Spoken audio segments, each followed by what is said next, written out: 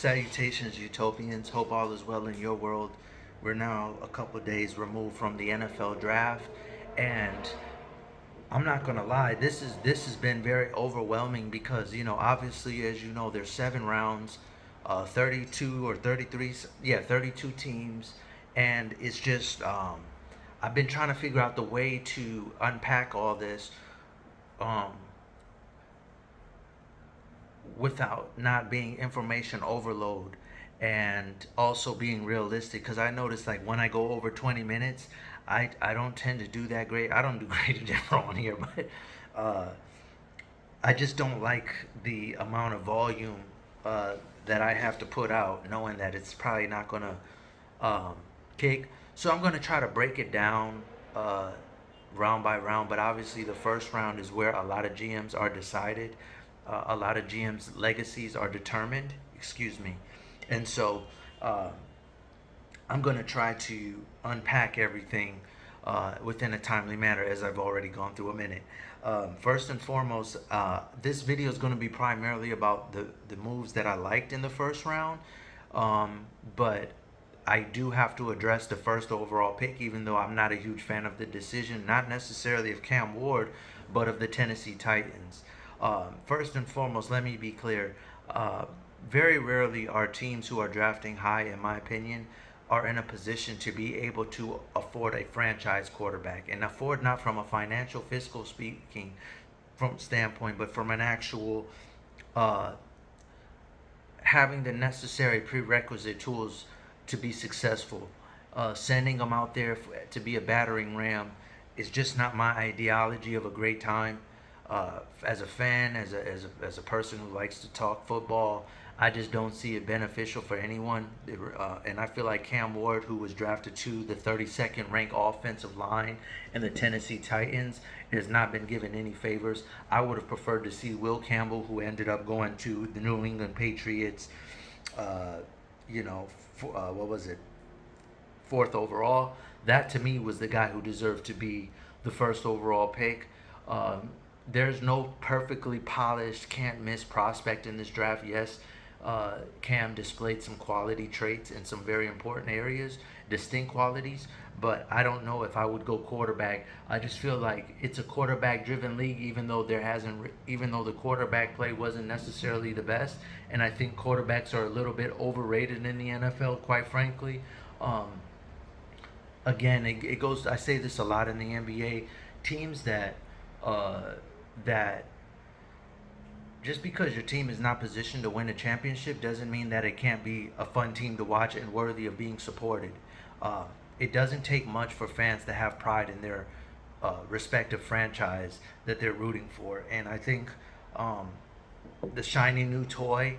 The biggest indictment I felt like with this Cam Ward pick, what I didn't like, damn, I hate starting the video off talking about a pick I didn't like. Malik Willis, I always seen something on the screen from him. And Tennessee has gone now through Will Levis, who slid last year in a second round pick.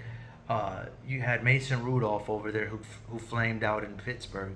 And uh, I'm just not really a huge fan of like keep drafting quarterbacks to sell tickets. It's like what happened with the Hawks this year, firing Landry. I feel like organizations sometimes terminate someone to try to sell to their season ticket holders. Look, we're new and improved, and it's like your fan base isn't dumb. They don't need a shiny new toy. They don't need a pro. A pro.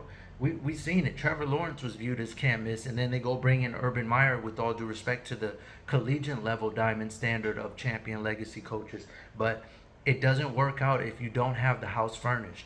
What's the point of paying rent if you don't have next month's rent ready? You trying to buy furniture while you don't even have next month? It doesn't make sense, and that's kind of what it looks like to me with respect to the addition of Cam Moore. This is more of a season ticket holder, shiny new toy thing than it is. Now, don't get me wrong; they were marred by injuries. J.C. Latham had an Achilles injury. I don't like the idea of them moving him to right tackle. Being a guard or center is more friendly on a lineman's body than it is to be a tackle. The plan is to move him over to right tackle. They were marred by injuries last year, but I didn't like the pick. I just addressed Will Campbell getting Drake May a real quarterback, getting Drake May a franchise quarterback, a real protector, someone who can watch his back. all pro tackle. You can plug and play, guaranteed, can't miss kind of prospect. I'm high on him, coming from the great LSU, who's meant everything to sports in general, whether it's women's hoops, men's hoops, football. They've been the diamond standard, and you don't got to worry about that. I also like the idea of Cleveland getting Mason Graham from the Michigan Wolverines, former prospect of the great Jim Harbaugh, who's now off to Los Angeles. Took took took that tackle with them. I don't know. I'm drawing a blank right now, but it was offensive line.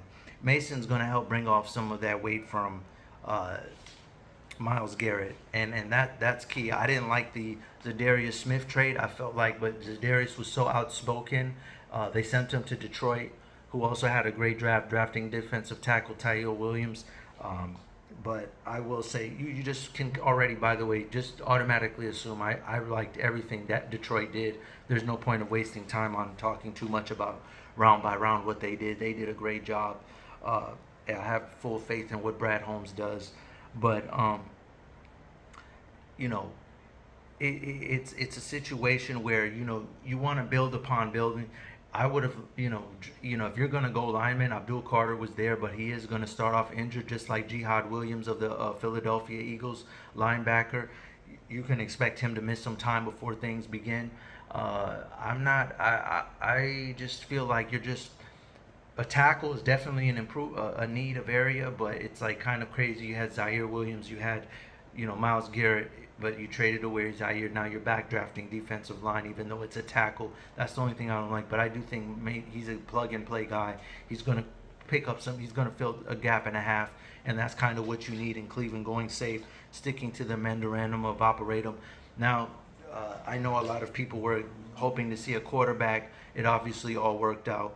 I'll conclude my position on the first round talking about Shadeur. We'll get to that. But ultimately, that's fine. Ashton Genty, it's been 14 years since a non-mid-major running back a non-mid-major player had been drafted in the top, top five. Last one was LaDainian Tomlinson. You've seen how that played out. Ashton Genty has a lot of similarities. He's a dog savage. Pete Carroll got his Marshawn Lynch, aka Beast Mode. Let's just leave it at that. Membu, automatic right tackle, plug and play. I love it because we're finally going to see Justin Fields get the undivided attention of a franchise. It shows good faith. They also took a tight end in the second round, who Nick Saban and Taylor, whose dad is the great pass rusher Taylor, who's also related to the great middle linebacker of the Miami Dolphins, Zach Taylor, Mr. 100 tackle per season machine. Remember, the Miami Dolphins back in the day were fierce rivals of the Jets. It's bittersweet to see that, them get that tight end. But just to put, and I'm jumping rounds because that will be, I'll discuss Taylor more in depth. But I love to see the way that the Jets built around Justin Fields. He's going to be my favorite free agent acquisition this offseason. I love Aaron Glenn, what he did for Detroit, making not the most favorable conditions, especially in a league that doesn't favor defenses. Making an amazing contribution to Detroit. They weren't always with the most weapons on the field in terms of defense, with all the injuries they were riddled by, and he made everything happen out of nothing. So out of very little, excuse me. Though the pieces were there, but oftentimes injured. So I love what the Jets did, going and securing the trenches for their newly acquired prime prospect out of free agency in Justin Fields. He's a guaranteed plug and play. Armand Membu from Missouri. Torrey McMillan, he was the technically first real wide receiver taken off the board. Travis Hunter was drafted second overall by Jacksonville, who traded up. I wasn't in love with the trade just because it's a non-quarterback. I understand that there's a big time. I just read today it's plus 5,000 that he could win offense and defensive player of the year. That would be really cool and would be all-time great award being won by a player in any sport, not just in football. But T.R. McMillan was the first one taken as far as full-time wide receiver. Well, again, Travis was a full-time wide receiver. We'll see to what degree he gets used. I just think that Jacksonville had a lot of pressing needs. They liquidated a lot to get him. I'm trying to stay off the negative side of talking about things I didn't like. When I look in hindsight, I don't think they're one two-way player away from really getting over the hump. They have a lot of needs. They're still trying to work out a trade for to get Ramsey up out of there. Um, I'm sorry, not that's Miami, but they had a lot of needs. They're not good last year. You know what I mean? And some of it had to do with, you know, regime and fit and injuries and all that. But new head coach, new GM, but the same quarterback and Trevor Lawrence, who missed a good chunk of the year, second half of the year due to an injury. So I didn't like the Travis Hunter move, so I'm gonna try to stay off it. But the point I was getting at is McMillan. Technically, some will say he's the first wide receiver taken off the board. They're continuing to try to invest in Bryce Young. I was, to much of my surprise, how impressed I was with how he closed out the year. Some could even say he did better than C.J. Stroud. I will say this: it's easy to perform when your team is playing for nothing and defenses have their guard down. They played a very favorable ending to the year, even though it was very competitive to close out the year. If you know how hard it was for the Bengals to miss the playoffs, it was decided by a matter of points and games. But with that being said, McMillan seems to remind me a lot of a big body possession receiver back in the day by the Carolina Panthers and Mushin Muhammad. You already got. They just also announced that they signed, Hunter Renfro, Mr. Third and Renfro. They got quite the array of slot receivers. Legette's there, so they got big body. They got every type of receiver. You speedsters, possession guys, intermediates. They got it all. The game plan is to double down on Bryce Young or move off him after this year. This is a make or break year. He's got to win games that actually mean something. But he showed enough promise where they said, we'll wait an extra year before we go out and decide if we need another quarterback. And they definitely were a team that refrained from the Shadeur sweepstakes. Um, a lot of controversy is stemmed around the 10th pick from the Ben Johnson new era with Ben Johnson. Uh, as you all know, he's an offensive guru. Speaking of Detroit Lions coordinators, Aaron Glenn was drafting in the top 10. So was Ben Johnson, technically with the 10th overall pick with the Bears. And to start off their new regime, they go Loveland, a versatile player out of Michigan. Colston Loveland, very athletic, very gifted, between the sticks out there. He knows how to get to that first down quick, elusive, more wiggly than Ty Warren, who went to the Colts shortly after. Ben likes to run trick plays.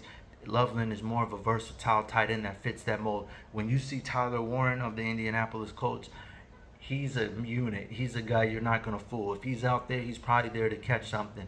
And so, and he can block, don't get me wrong with that size, but he's really there to if he's on the field, you know how to account for him. Loveland can be mistaken for anything. He's the exact prototypical Swiss Army knife that a Ben Johnson pick would make sense to. I expect big things from him, 7 to 1,000 yards receiving this year. I'm looking forward to what that has in store. Um, Quick fun fact: Jalen Walker of Georgia is the first ever player drafted in the first round by the home state, Georgia, Atlanta Falcons. He's a linebacker. They needed help in their defense. They got that. He's a very athletic, can get to the quarterback. He's the first one of all time. The Falcons have been around since 1966, and he's the first player they drafted in the first round. Um, Shamar Stewart going to the Bengals. They obviously were ranked dead last in defense last year. They only got one key player on their defense, and he's on their defensive line. And so getting an explosive guy, high ceiling, I'm excited for Cincinnati. That was a great pickup. Now let's go to 21. Derek Harmon. He reminds me of Casey Hampton. Pittsburgh was a place that people thought Shadeur would go to, but ultimately they stuck to their memorandum of operatum, going defense, fulfilling their defensive line needs. A lot happened after T.J. Watt got injured, and they needed some more depth. You already know they went after a wide receiver and DK Metcalf this offseason off of Seattle, and so their goal was to get better defensively. That's what Seattle does. They've always been that. That's their staples, the steel curtain, and they do not skip over tradition for anybody, and I respect it. Um, the next guy, Matthew Golden. Now, give me a second. I want to pull up something.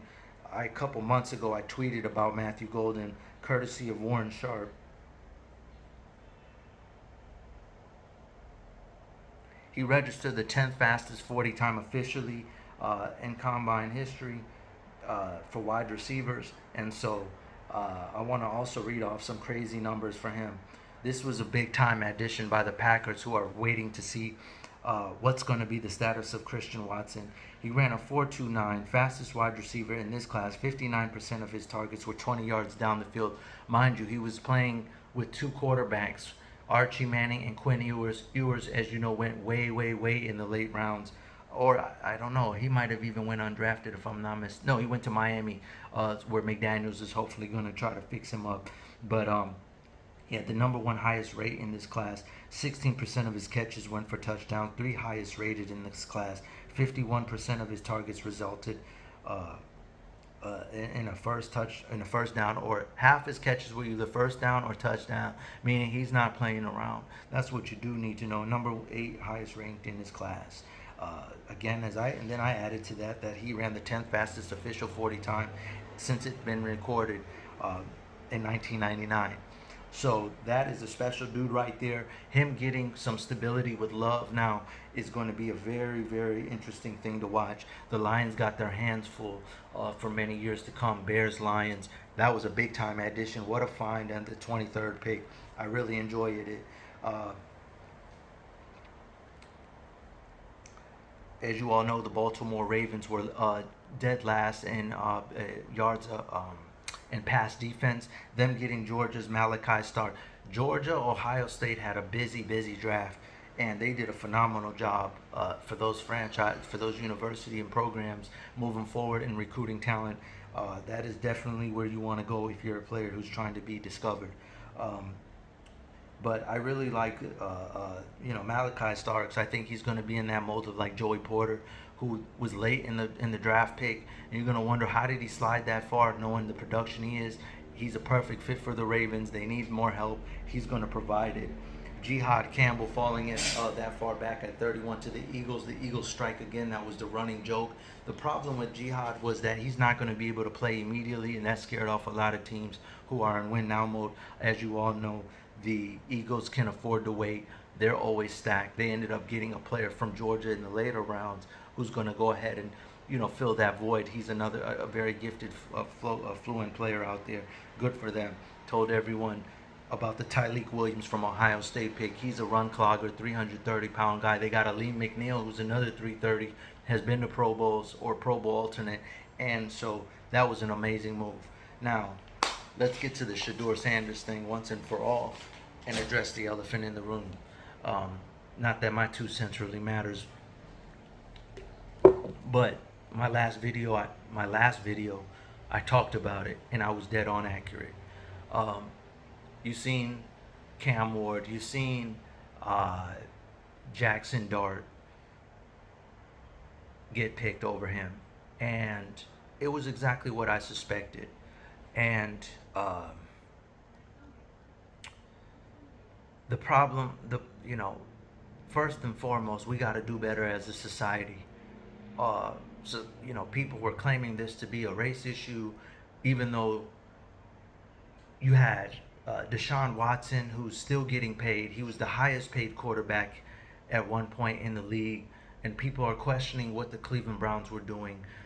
You also had Johnny Manziel, who they took. People were citing Johnny Manziel. When a team is, if you're a fan base who has suffered through the years and have not found a franchise quarterback, and the one that was halfway decent, you chase them away. You would think that an organization is trying to show their fan base that they've learned their lesson. We're not the same old Cleveland Browns. And instead, people were making lodging reckless accusations against the franchise. Now, does the NFL have a spotty record? Absolutely. There's been some very questionable things in the past, but to call them what they were calling them is unspeakable and was disgusting, and I'm embarrassed. And I even lost almost some of my most loyal supporters over the weekend because they were sounding so stupid and ridiculous. And good riddance, because one thing I learned about this life, when the trash throws itself out, new blessings will come along, as long as you don't act like that's the last blessing you'll ever get. So I don't care whether people unfollowed me or whatever. And guess what? I was proven to be right, because at the end of the day, if you really know what's going on, the and let me read you another tweet. That's why I tell people they should follow me on Twitter X, because I'm very informal. GL the number 8 BAL underscore sports. Sports is plural with an S at the end. Let's pull up. Let's pull up this fun fact that I heard from Chef over the weekend, just so you can understand just how egregious and ridiculous that those comments were from the faithful out there. Uh, Bill Musgrave, born in Grand Junction, Colorado, currently serves as the quarterbacks coach for the Cleveland Browns. Mr. Musgraves, or Coach Musgraves, is teammates with Shadeur's father, Coach Prime, Deion Sanders, in 94 when they played, both of them, for the San Francisco 49ers. That same San Francisco 49ers not only won a lot together, they made it to the Super Bowl, where Musgraves at the time was a backup quarterback. In that Super Bowl, Coach Prime, Shadeur's father, asked the coaching staff and was adamant to get Musgraves in the game in a blowout victory uh, in the '94 Super Bowl, because they were winning by such a large margin, and he ended up getting on the field. Now, there's two things that you can tell me that I might believe. One, the powerful entity that the Sanders name has become. But two, for the NFL's sake, for the league's sake, they did not want to make the nepotism look so blatant. Because you have family that have been in this league and have paid dues, we don't want a Bronny James type of storyline in our league. We are not that. The NFL, as you know, time and time again, has gone out of their way to say we are not the NBA. And now that's why they have even impeded on their space on Christmas. They are letting them know, we don't care about you. We are no longer aligned with your beliefs. Now that things have gotten political, you go your way, we go ours. And in the latest installment of that, I believe they wanted to make it very clear. We are not here to play favorites. We do not do handshake agreements with no one, and you're going to have to earn your stripes. So much so that the Canadian League has reserved their right to be able to offer an extended opportunity to Shadeur. Now, with Shadeur Sanders here in this situation, what you have to understand, you tell me the fame is crazy, no one wants to feel like he's been handed anything, they don't want a Bronny James storyline, I can believe that. You want to make me believe that the league wanted to make it be clear there's no nepotism here, and he missed out being drafted in the 5th round where he got drafted. He missed out on a potential 40 to 50, it was at 30 to 40 million dollars sliding that far. So they really wanted to make it sure be known, like, the league is not a circus act. We don't participate in that nonsense, and we are not kidding with you. And the league is so vehemently opposed to any of those type of narratives. Even in the Super Bowl, they wanted to make it be clear. We do not do anything like that. We don't want to be accused of those type of things. We do not enjoy hearing that, which who does? But they really went out of their way to directly address it, and the NFL shouldn't have, but that's how much it bothers them that they wanted to address the elephant in the room. Because when you're at the top, especially when you're at the top, explaining yourself to peons makes no sense. At the end of the day, you're a machine. You're going to do what you're going to do no matter what. But I find it very shameful that the narrative that there was something against him. Don't you want your organization to learn from their mistakes? Don't you want your organization not to allow history to repeat itself? And that's exactly what I feel like they were trying to do, and yet they got penalized for it with some of the most nasty accusations. And I don't just defend small people. I defend whatever I believe is right. If you're the big man up, that's what it is. Oh, you defending billionaires. Well, guess what? You got to make sense. And it made no sense. Cam Ward went #1 overall, and he acts more hood than Shadeur, if we're being honest. Shadeur is silver spooned, if anything. There's no thug image or anything like that. There's none of that with him. He's not a tough guy. He's not ever going to be confused as a street dude. None of that. Cam is more hood than him, and Cam grew up in a good home. And yet somehow people were throwing that sloppy narrative around, accusing them of being wrongdoing when it did not apply. It's very odd, it's very unusual, and we have a lot of work to do. Again, I don't know why people are so obsessed with being victimized all the time.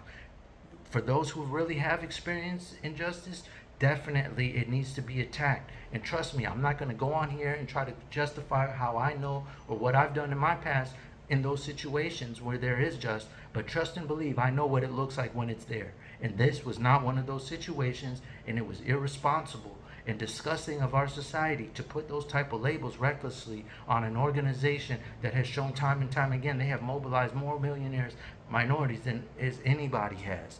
It's crazy. I still don't see people online putting two and two together. You just made Deshaun Watson. You paid Deshaun Watson. You paid Snoop Hanley. You paid Jameis Winston. What are you guys talking about? What is that? Like, go hunt the people that are really doing wrong in the world. This was not that, and that's disgusting that people were putting that label on them. And I'm very disappointed. And I want to end it on a positive note. It's safe to say that Shadeur's home. He's in a just as good opportunity as anywhere, and I'm looking forward to seeing how he handles it. They are primed to do good things. Stefanski is an offensive coach of the. He's been, I think, coach of the year once or twice now. He's once or twice he's won the coach of the year. I think it's 2 times. So he's with great coaches, and the Cleveland Browns did what they needed to do. They got 4 quarterbacks in the room. That's the other thing. Why did they take Gabriel then? Why did they do this? Go back and look at how many quarterbacks were injured last year. Again, a franchise trying to learn from their mistakes. So of course you're going to keep a room full of quarterbacks when you started 4 or 5 of them. We seen on Monday night the Titans went through 2 quarterbacks in one game, mid game. So, and like, that's stuff you see only in college normally. So all the yapping, all the excess garbage that was being put out is crazy. Great first round for the most part. I liked everyone's decisions. I'm not a huge fan of some of the trades that were made up, some of the trade ups that happened. But all in all, this was a very efficient, wise draft from most of the GMs. All of them did fairly great job, I think, but the ones that I mentioned stood out the most. Salute to the Carolina Panthers especially. I think these guys are going to be a lot better than where they were last year. Stay tuned. I'll have rounds 2, 3, 4, 5, and 6 coming at y'all soon. I'm just glad to have gotten this first part out. I ended up going over 20 minutes anyway. Now imagine if I would have did all the rounds connected. But stay tuned. I'll try to do better next time. In the meantime, between time, Global out.